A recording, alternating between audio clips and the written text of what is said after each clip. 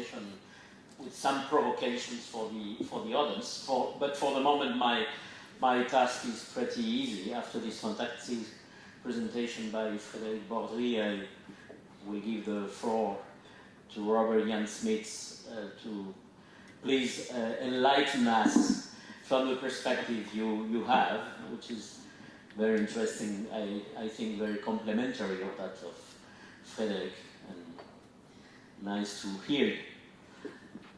I go for it? Well, better stand up then. First of all, great to be here. Thank you very much to the organizers for the invitation, and thanks Frédérick for the very inspiring talk.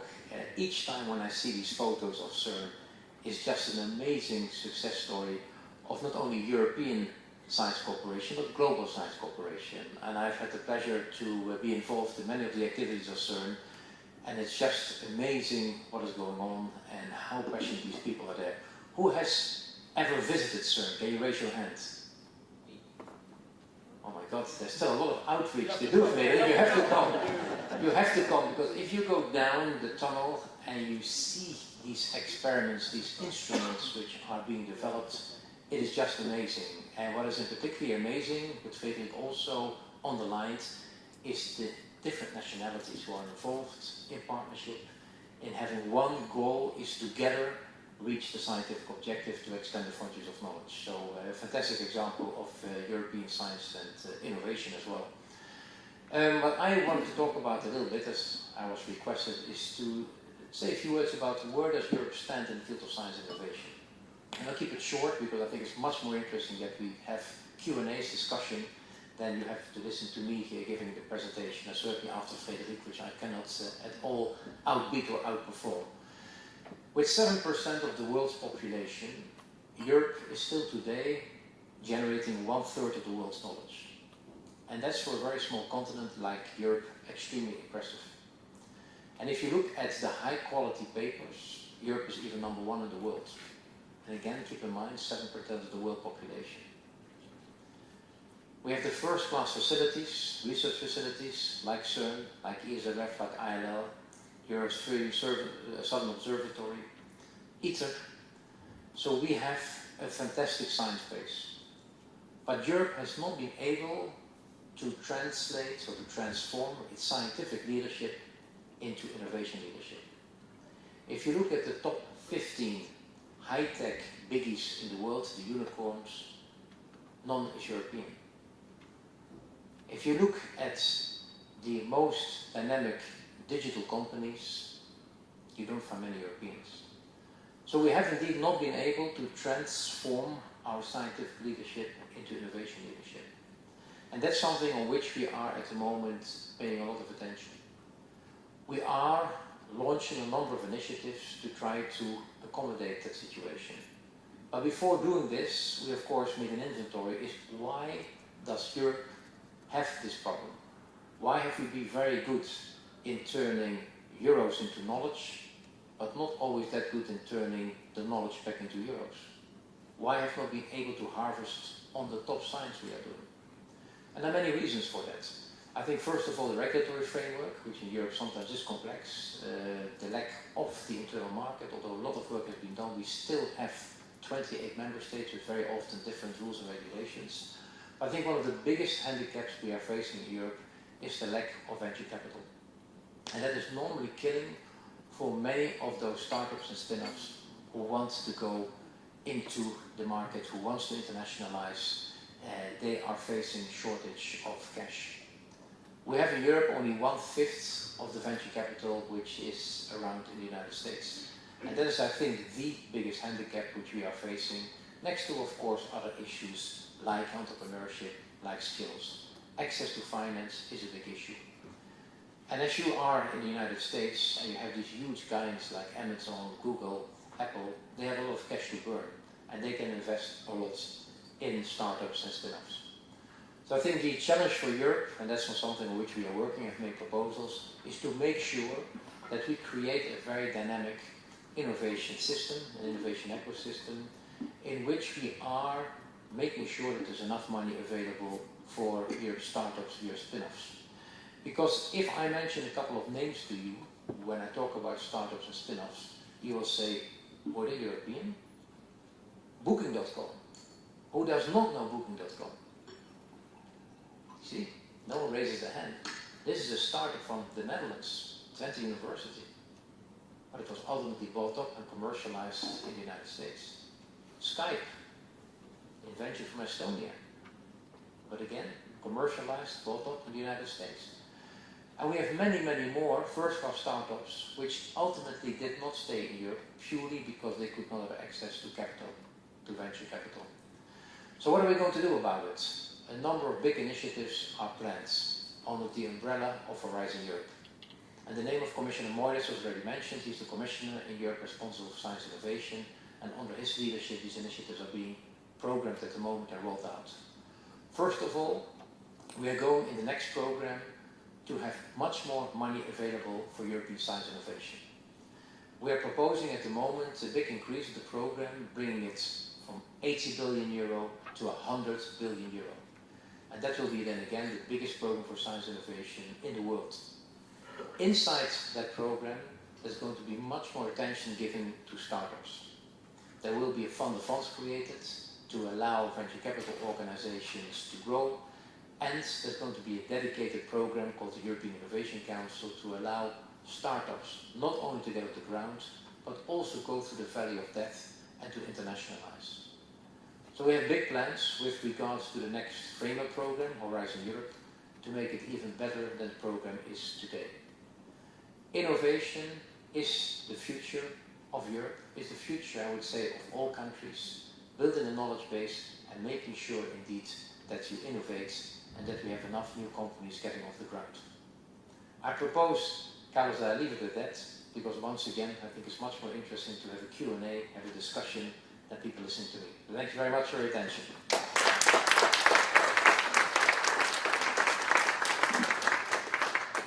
Very good, thank you, Robert. Before we go to the questions by the audience, I have one question for you, for both of you, because you work in a way in extraordinary organizations. We are taught by mainstream economics, that competition is what makes us being better, or being effective, or efficient, or whatever. But you work in organizations which show the value of collaboration and complexity at the same time. So I know, for instance, that there is a lot of simplistic criticism about Europe, the European institutions as a remote bureaucracy, and I don't believe in that, but I think people do not realize the value of having complex organizations based on the principle of collaboration for different purposes. I mean, CERN for scientific research, while the European institutions, and in particular the European Commission, has a much wider purpose, because it's not only it's promoting research and innovation, one of the biggest, as you said, programs of research and innovation in the world, and also it's a lot about policies and relationships between member states. So I would like to ask you, because we have seen in the presentation by Frédérick about the values and how you put nice ideas in the definition of the CERN to ensure that the spirit of collaboration is there. But you know well that the devil is in the details. And I'm sure that in both cases, both organizations, the European Commission and CERN, there has been a lot of learning in the process. They started more or less at the same time, by the way, so they have more or less the same age. A lot of learning curves, and some of them must have been very steep. So I would like more personal insights about, in your view, what made, how do these organizations succeed in keeping alive this collaboration spirit, while there are many reasons why people and institutions and member states can be selfish. How do you, personally, but as institutions, accomplish that miracle? What's in your personal experience, what have been elements important to get that? I can start after that. First of all, as I mentioned by Robert, you can visit CERN. I think we are 120,000 visits per year of visitors, despite we have 300,000 demand requests. We are trying to improve that, but 120,000. We have open days next year, 14 and 15 of September next year, when we expect in one weekend between 70 to 1,000 people. But we can also, I can say that, we can organize for a group some visits. I highly recommend, I have done that myself, so okay. I highly recommend visiting the CERN. Now, to understand partly your question, I think, as I said, since 64 years, it was not done like that. To work together, to work with all the European, the 22 member states, it was not granted like that. We took these 60 years to learn how to work together. And I think for me, now we are discussing about the governance of CERN, how to increase. We pass from 12 to 22. We have this, I showed to you, associate member state. We have a big discussion. We have to growing up and so on. I think for me also is the time constant of the human. Now I think Europe, we have no border. We have less and less border. I think we have to try to do that. But it's taking time. Before, for example, I am one of those saying we should not increase too quickly, and because we have to think to our governance. We found a good governance to work at 22. We can have maybe the Baltic country and so on. After that, we have to think to us. I'm more in favor, for example, to have the equivalent of CERN in the American continent, in Asia, and to have partnership. To have the worldwide organization is another thing. I know, maybe Ramalians can listen, but for me, a working worldwide organization is very difficult. You can see ITER is not so easy with this notion of ITER organization, domestic agencies. We need time. Human body need time to learn. I think we did a big progress in Europe to work together. I think we've done. It was a big investment also to us in terms of code of conduct to be sure. I had some problem myself as a supervisor to have a young lady of north of Sweden is working with some guy from south of Sicily, working together, showing not exactly the same values and so on. Now it's improving. You have to take attention. You have to work together. It's not so easy.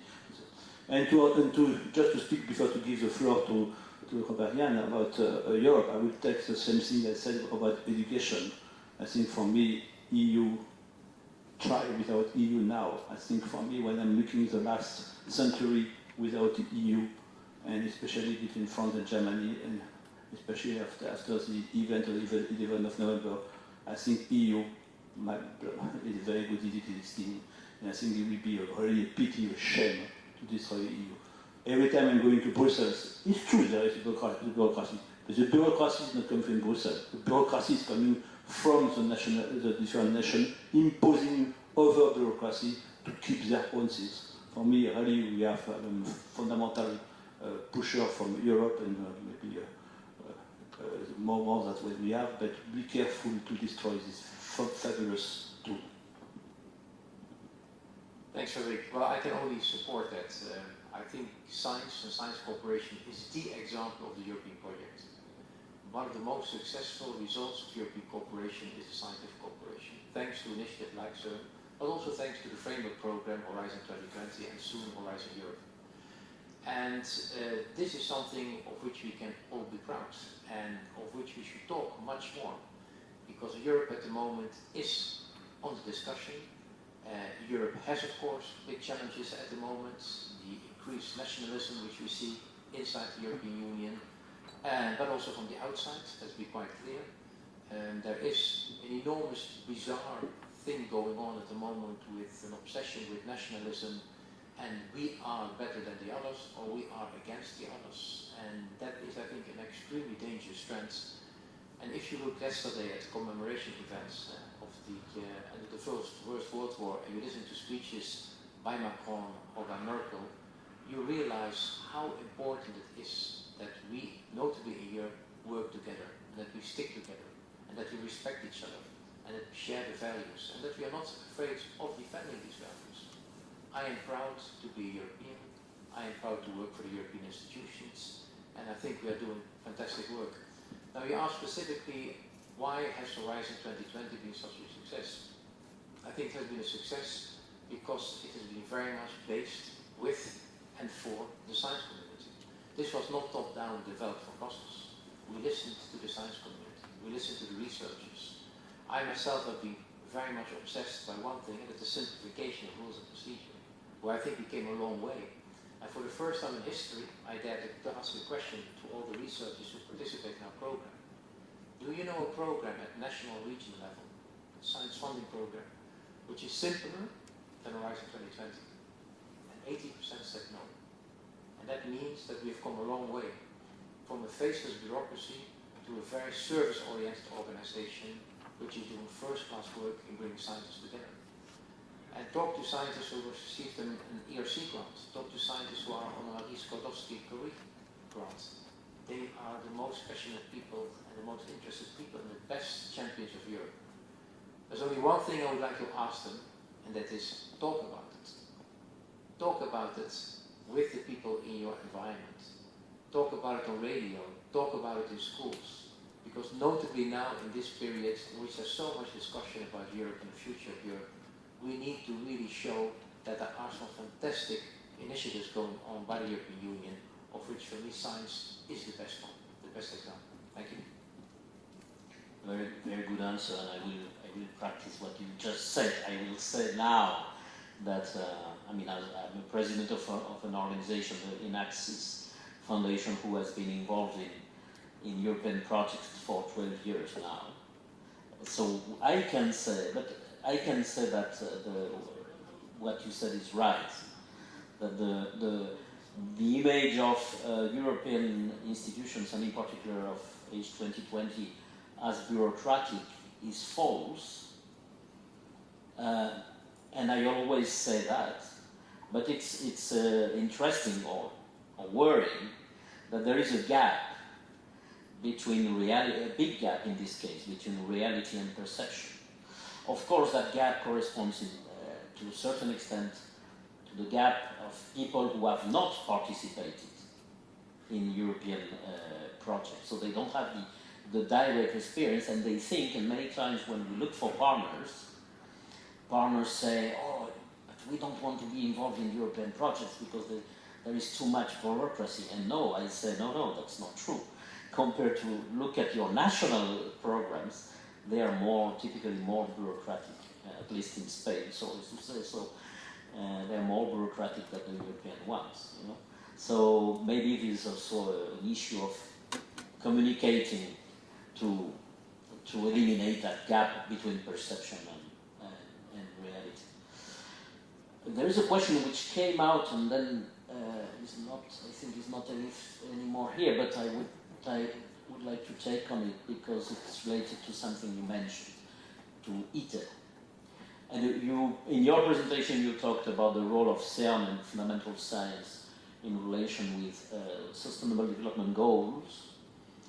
An essential part of that is our switch from fossil fuels to something else, to renewable energies or other sources of energies.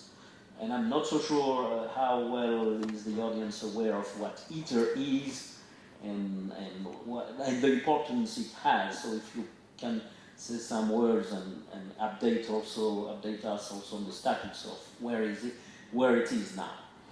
Okay, everybody knows that in nuclear we have fission, we are using a lot. It's still working, it's CO2 free. We have some concern about the waste, about security, but I think we can work on that. And by the way, CERN and now the new project will be in Mira in Belgium. We look at how to do transmutation of the nuclear waste to have less life and less volume. I think this we have also to promote that. ITER is trying fusion. Fusion is to fusion a small element to get energy. The sun is the best definition of fusion, that we know fusion is working. The problem, are we able to reproduce the fusion and to extract energy on the Earth? It's not obvious, but we have to try. No way. Humankind must try fusion physics.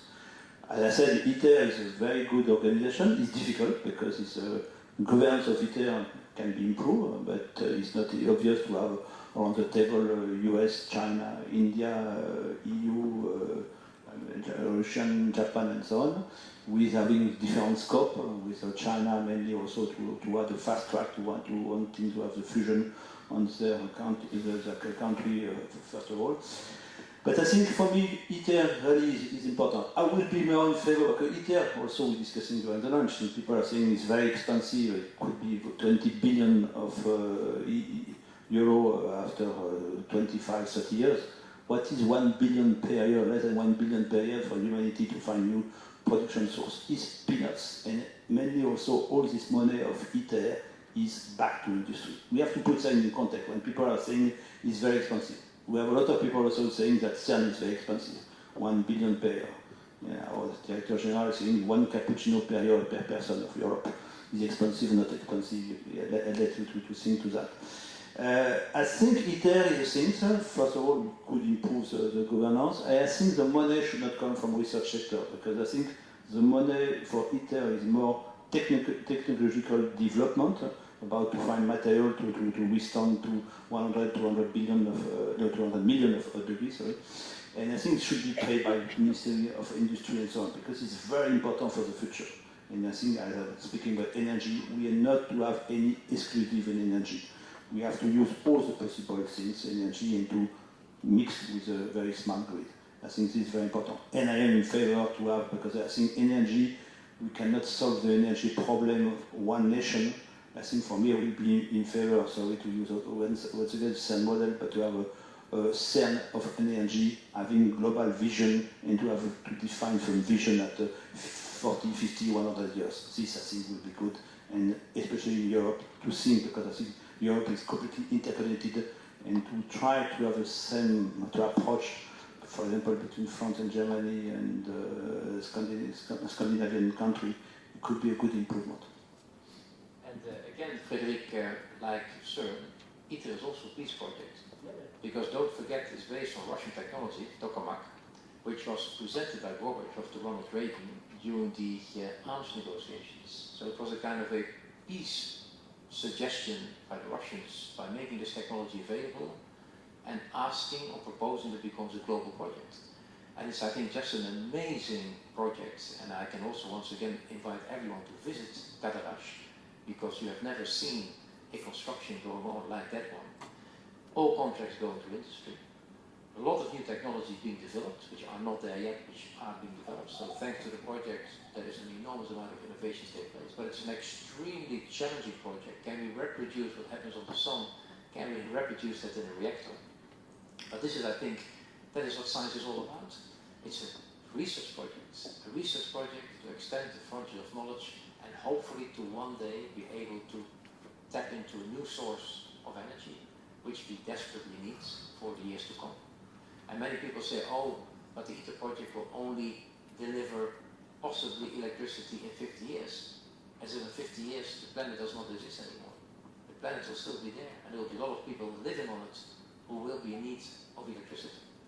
And we need to have a portfolio of renewables, solar, wind, but also, hopefully one day, of thermonuclear fusion, which has little radioactive waste, some, but not that much, and is actually an endless source if we can prove that it works.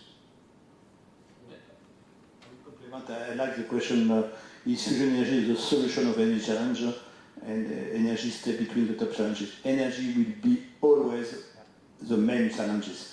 Especially every time this morning we spoke about artificial intelligence, about technology. When we are speaking technology, everybody, and especially when I talk with my child, they're thinking about smartphone, about application and so on. Technology is application. I think for me, energy is a key thing. Without energy, we will not run anything. And we were discussing with the lunch. For me, the main improvement the last century is the electrical grid.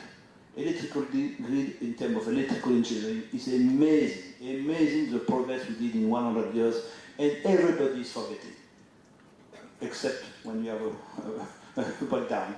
I think this, in terms of technology, in terms of engineering, is amazing what we did.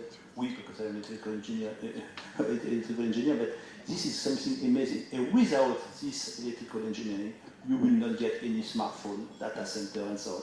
We have not to forget, and I think we have to attract some people for this kind of thing. I can say at CERN, we have open posts. When we have an open post for physicists, for computer science, we have thousands of candidates. We have one open post for power engineer, we have no candidate. No candidate. We opened the thing during 18 months. This, I think, is a lack in Europe of hardware engineer, and this we will pay one day.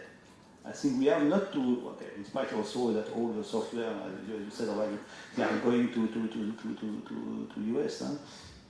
I think we have also to think in education in terms of interest to show the people the beauty of things. And now we have impression that software application is very noble, and what it is engineering, mechanical engineering, electrical engineering is not. Be careful, because India, China are providing a lot of things. We have to defend that, because I think it's important. That energy will be always one of the top challenges. We have to do that, because energy is life. Huh? We need energy. Without energy, I know people said, well, because there was a big breakdown in France, said, why you are still at it? In 2018, we need the poles to transport energy. People don't understand. We are wireless for data, but we are not wireless for energy. Energy is a key thing, and we are forgetting that. Don't forget, technology is also hardware, and mainly hardware. Yeah, I cannot agree more with that. I mean, but we need, again, I think we need a reframing of public debate on these topics, because we don't realize. We used to say, for instance, we hear these days that data is the new oil, which is a big confusion. I think we face a self-inflicted existential threat manifest through climate change, among others, and we will have to change our civilization, change the metabolism of our civilization, because we are moving from fossil fuels to something else. But we don't talk so much about that, and in particular, for instance, ITER, I think, is quite out of the radar in the public debate, and fusion is perceived as part of nuclear energy, which has a bad reputation, you know, as if solar energy was not based on fusion, on nuclear fusion. So I think this requires reframing. I saw a question also on the how much should we, and I think this one is for both, but especially for Robert, how much of GDP should we devote in Europe to research, and innovation, to be sure that we'll remain competitive? Well, the answer is much more than we are doing at the moment. As you probably know, we are in Europe at the moment investing 2% of our GDP in science innovation. And we had all agreed, all the heads of state and government had agreed in the year 2000 that we would go to 3% of GDP. But there's only a few countries in the European Union who really have stuck to that promise and that commitment. And Germany, which is always the good kid in the class, has committed to it and is delivering. Germany, as a matter of fact, has already announced that they want to go to 3.5% of investments in science and innovation GDP. Scandinavian countries are already investing, but Austria as well. And it's no coincidence, I think, that those countries who are investing big time in science and innovation at the same time, the most competitive countries in the world. And look at recently the World Economic Forum, they presented the ranking, and again, the countries that are there are the countries who are investing in enormous amount of science and innovation. They've understood it very well in China. China has over the last decade increased its investments in science and innovation with 22% per year. And China has now bypassed, overtaking Europe with regards to the amounts of investments in science and innovation. China is beyond 2% of GDP and is moving to 3%. So Europe really needs to invest much more. And you hear me constantly use the word invest and not spend, because I was very proud that a couple of years we could convince the European Statistical Office to classify funding in science and in research not as a cost, but as an investment. And I think it was quite a symbolically important victory that the classification is different, because investments in science and innovation are investments. These are not costs or expenditures. These are investments. For that reason, we need to do much more in Europe. But not only from the public side, notably from the private side.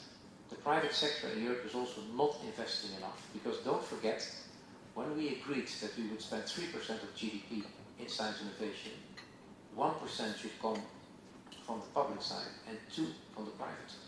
But the private side is not investing in science and innovation as we hope and as we want.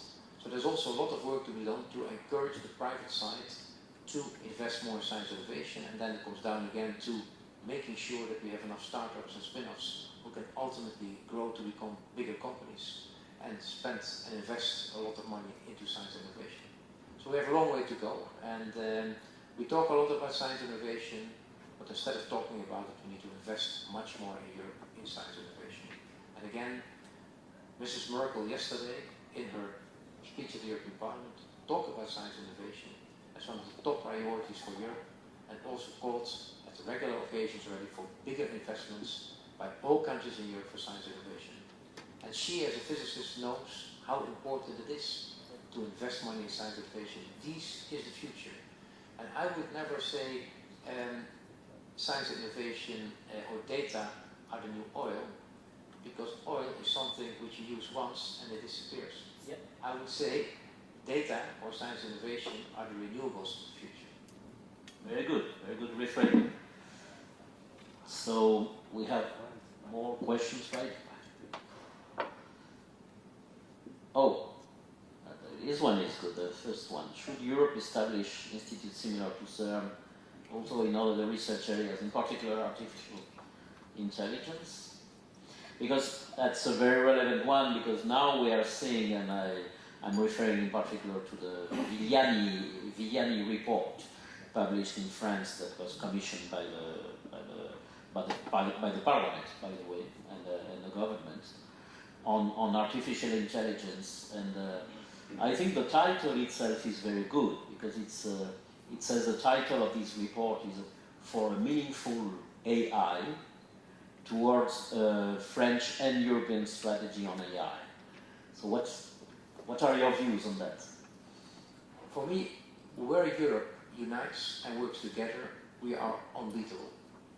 If you take CERN, but if you look at more industrial activities, take Airbus. So where we unite the best strength of Europe, the best brains, we are unbeatable. And I've always asked the question, why are we not doing that in many more other areas? And artificial intelligence is for me the example where indeed we need to unite all the forces and create a CERN type structure, which has scale and scope and enough budget to really do groundbreaking work there. So yes, I extremely agree, I fully agree with this, and that's something which always surprises me. We all know that when we join forces in Europe, we are unbeatable. Why have we not done that much more in other areas? Frédérick? It's difficult to say. Again, I think what I said in my talk, I think we have to have in Europe, I fully support what European said, in terms of organization, but I think we are doing one by one. I think for me, the beauty of CERN, as I mentioned, is for domain. We should have organization on the domain. Artificial intelligence, definitely that. I think from cancer, energy is a domain. It's not for one project, for one action. It should be seen at the long term. And we should invest, exactly what he said before, invest with some risk. We can fail, we cannot fail, but just not to put in question every year, every 5 years, the organization because he failed on one thing. To have for a domain, to unite all these countries together to attack. And I'm definitely in favor to have a body we can define. CERN could be a model, but we have seen having a long term and open to a domain and to attack different angles of this domain. This definitely. So now we have, from this session, we have already 2 proposals. A CERN for energy and a CERN for AI. So I think for me, cancer also, for the cancer, to attack the thing will be good, because we have a lot of national initiative, but to have a global approach for this cancer, I think would be. And I can add another one.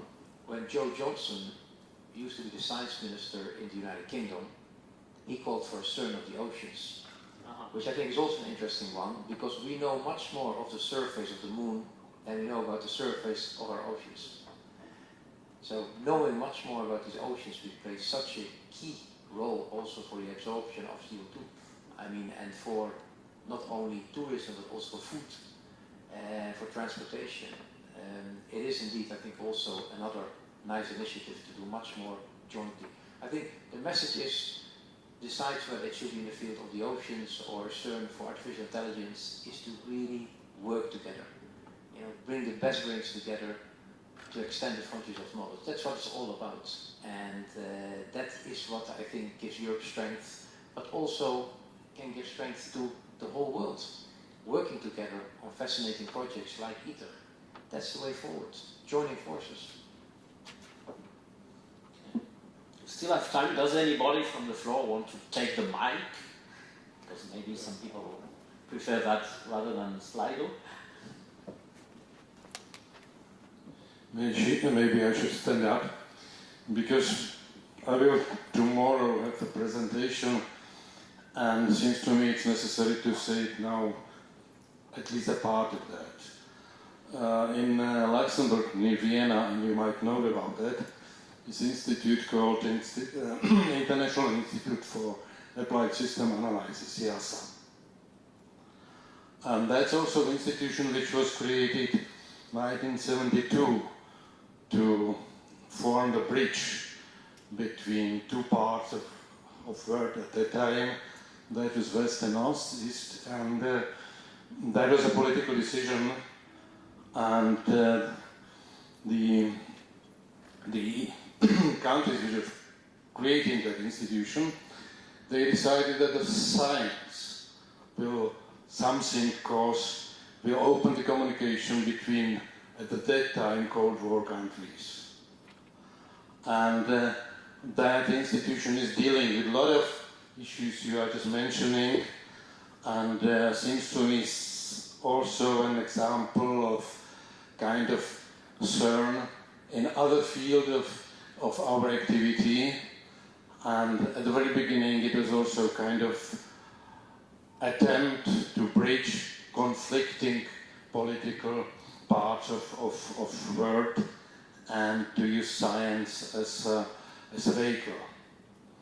That institution is now really dealing with ocean, with food, and a lot of other issues. And for example, in Paris, as was mentioned already today, the Paris conference, the opening address was done under the study of IASA institution. So I'm not promoting that institution as a... It looks like. But do you have a question to the No. That was necessary comment, because I guess that this is really good if we will know that CERN is not the only institution where scientists are meeting. By the way, I was my original subject was theoretical physics, so I would rather support you. But IASA is existing as well. Thank you. Thank you for mentioning yes. I never said that CERN is unique. It's the only thing. We mentioned the ESO, European South Observatory, ESA, EVML, SRF, and that. We have a lot. I think where we are definitely. And I want to mention about that one thing.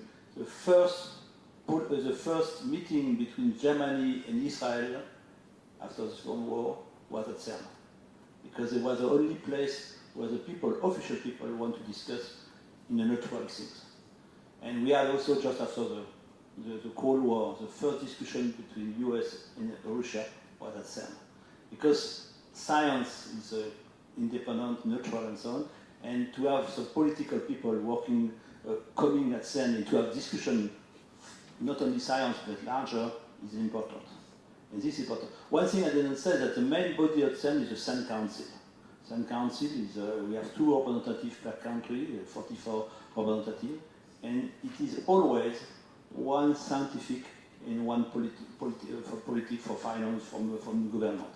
And I think this is very interesting to see during the council, during preparation, these people from the country working together, they are not so used. And to have in the one body governing CERN, half of scientific, giving the policy and so on, and the representative of government. This is very, very important. This is one ingredient when you have an organization, scientific organization, don't forget also to put together. And I think this, we did some survey, and the people from the different countries, they are very happy with one of the body where they are meeting together. And this is fertilization between the world of politics and the world of science. I think this is very good when you have to manage and to do governance of one institution to meet at this level.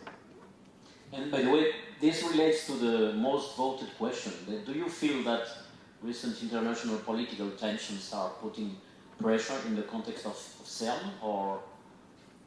Yes and no. Yes, we have to make that. It's not so obvious to keep our budget. We have the fixed budget from '96. Fixed.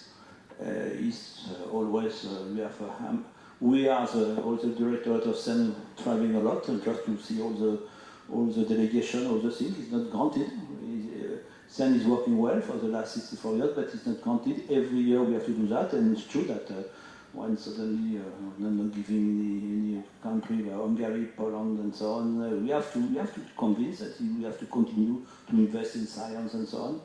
It's not an easy task, but it's part of our job. For me, as a part of the directorate, it's one of my job. I know I'm going next week to Moscow. When you work at CERN at levels of management, do you get a training in diplomacy or anything like that? Yes. We have there's an organization at Geneva called Diplo, where we are to learn as a scientific how to understand the diplomacy and vice versa for diplomat to understand science. This is a very good thing. Not enough. We are taking time to learn how to speak to a politician and to a diplomat. We have not the brain done initially the same way, but I think it's also time. Once again, I said during my talk, time is very important. I don't like journalists or some people asking, you have to answer by yes or no. For me, this is a kind of thing, a question you can answer by yes or no is not an interesting question for a scientific. You need to develop, you need that. Some people, they say, explain me the Higgs boson in 30 seconds. Sorry, you need to have some background, you have to understand. I think this is exactly what we have to do for young generation. You cannot grab something in few seconds. You have to invest, you have to spend some time. And I was discussing this morning also, it's a pity now, especially in Europe, you have no more big show in television on science. I remember when I was young, was Cosmos with the Carl Sagan. It was something amazing. Nowadays, you need time. You have to explain some basic things to people to grab and so on. And you need to speak to diplomats. You need to have time. You need to spend time. And I think this is one of the main problems we have to do now. We have some politicians coming and saying, explain me that in 2 minutes, 3 minutes. I cannot explain this complex things in few minutes. You need time.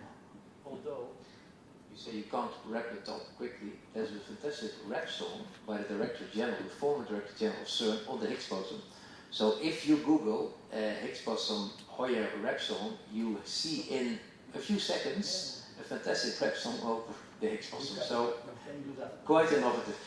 I would like to perhaps come to one point, and that is the international politics and politics in general. I think because if there's another message which comes out of this session here, is the importance of the science community, of researchers, to really show that we stand for values of cooperation and partnerships, that we stand for science beyond borders, that we stand for trust and partnership, and that whatever politicians will do, we will always work together across borders. And I think it's a very important message in these days where there are so many countries who want to disrupt multilateral cooperation, who want to pull out of international organizations which has played such an important role by bringing us together, that we from the science community say, whatever the politicians do in their wisdom, we will always stand together and we will always work shoulder and shoulder to extend the frontiers of knowledge. I think that's also an important message which we should get out of this panel. Very good. We have one question here.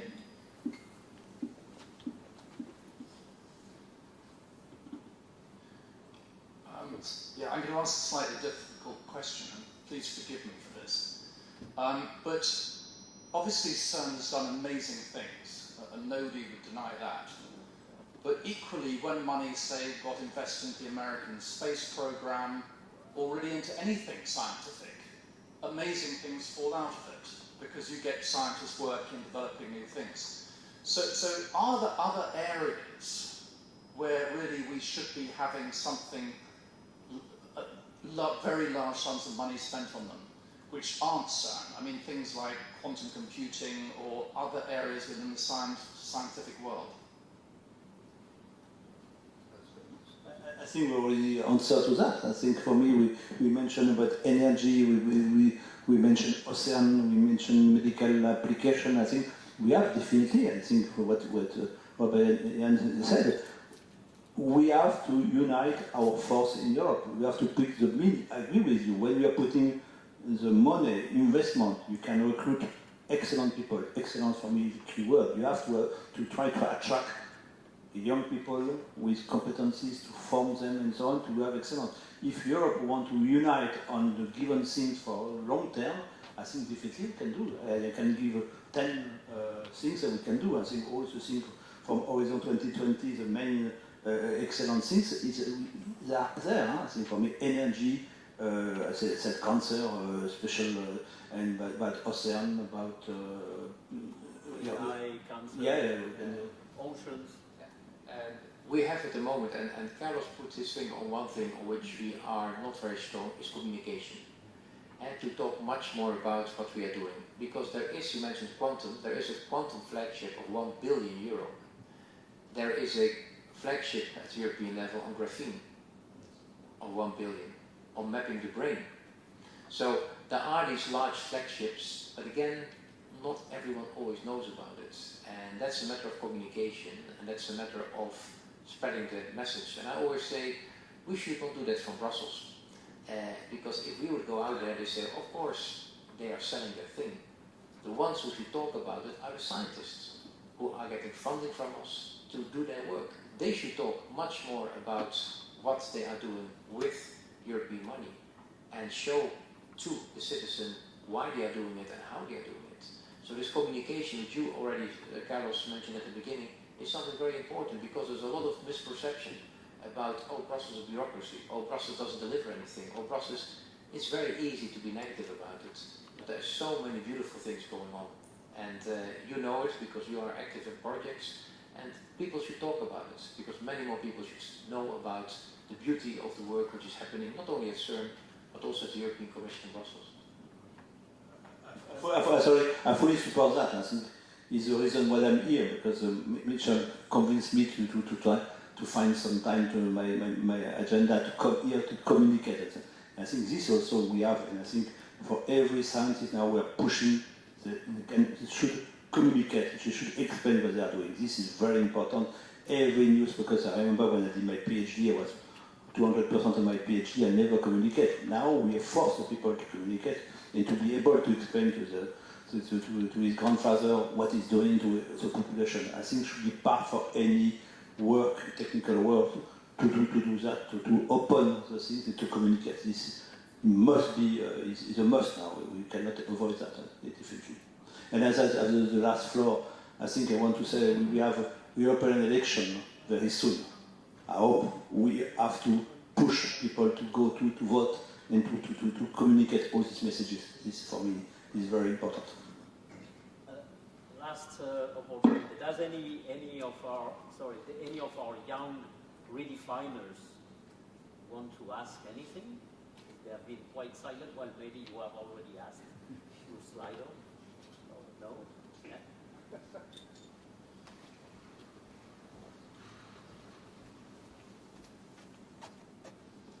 Hello, my name is Julio. I'm an electrical engineer as well. Bonjour, comment ça va? So my question is related to education. And I'm going to start off talking about my personal experience. Last year I finished my bachelor in electrical engineer. And out of 20 students, just one was a girl. So my question here is how we can encourage women to be part of the science field. Thank you.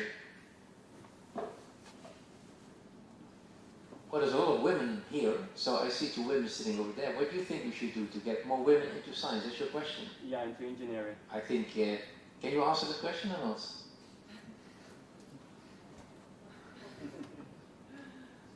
Any women want to take the floor on that? There's a woman over there, because I mean, it's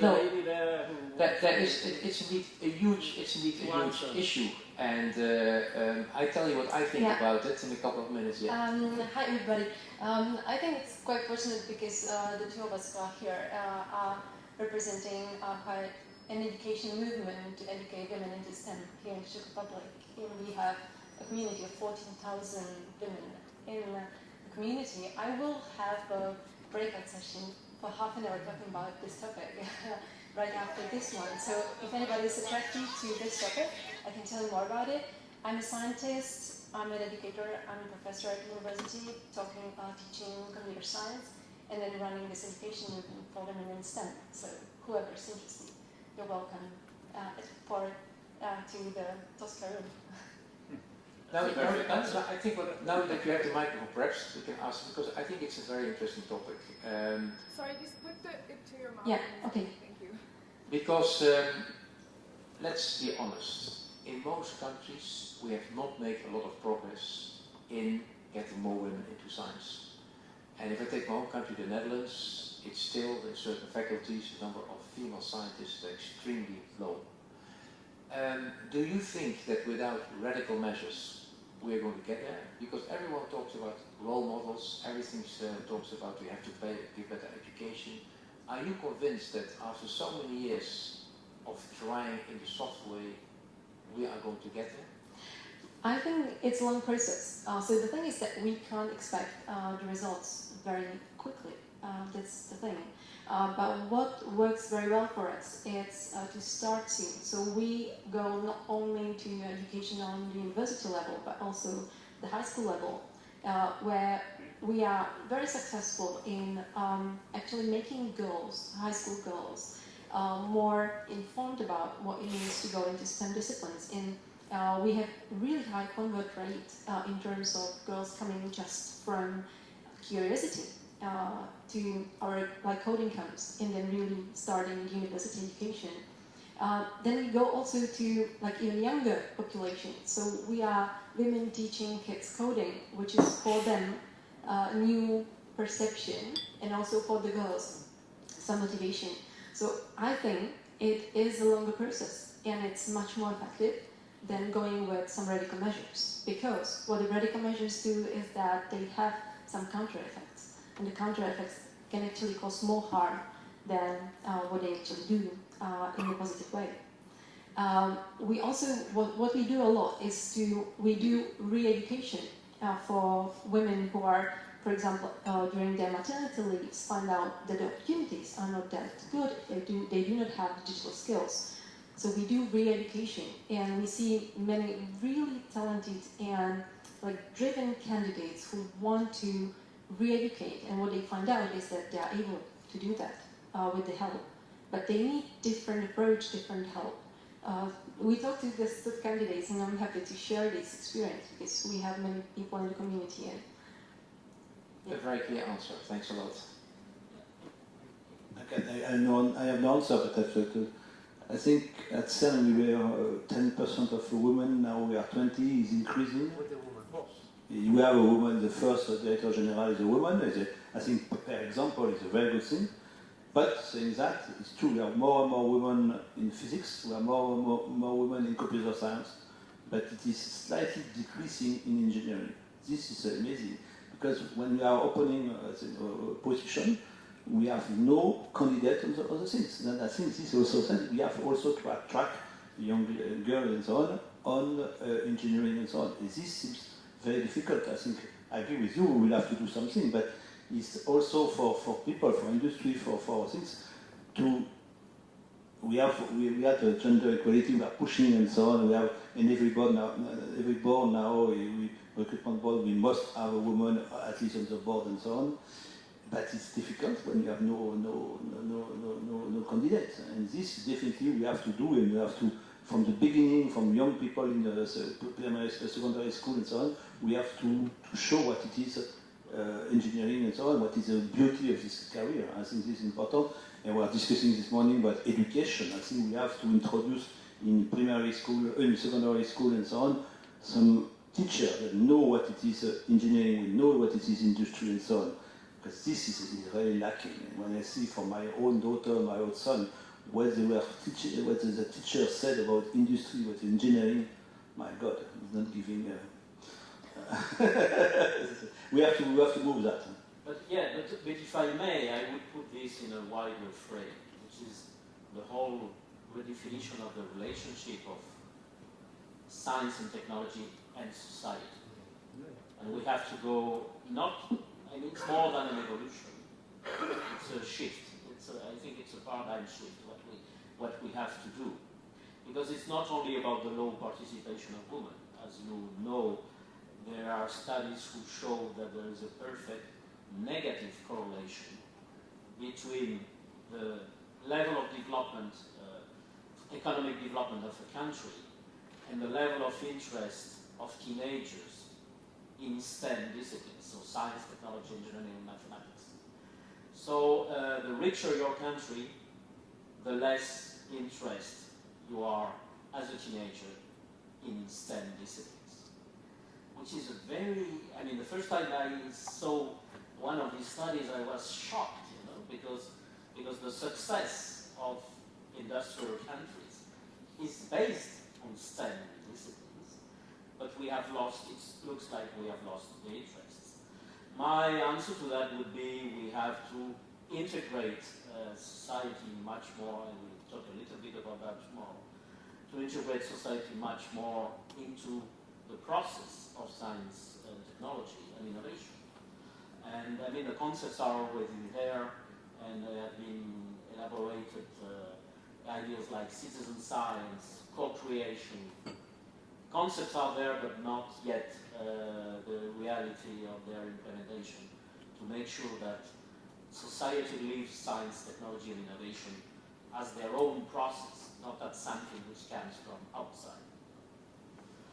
And with this, sorry to say that we could continue for hours, but we have no more time for now. But I would like to end by thanking you again for this brilliant session with a big applause to our speakers.